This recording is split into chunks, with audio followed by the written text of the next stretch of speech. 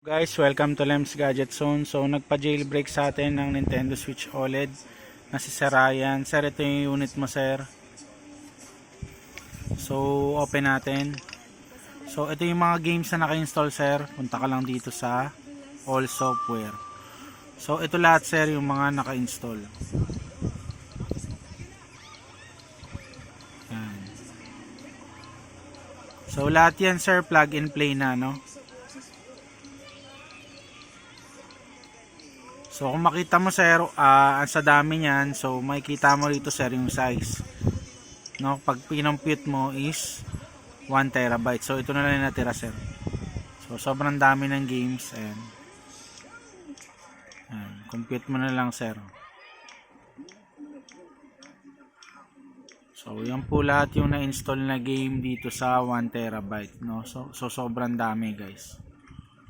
Sobrang solid.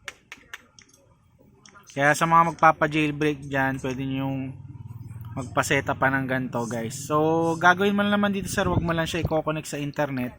So, okay na yun na naka-airplane mode. So, ganyan na lang.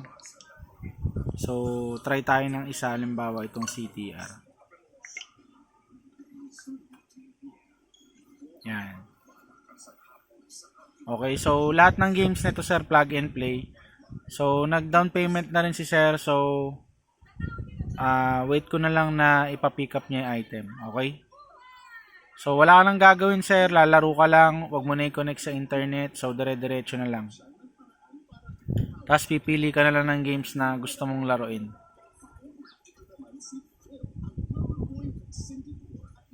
Yan. Ano to? CTR, guys. Yan.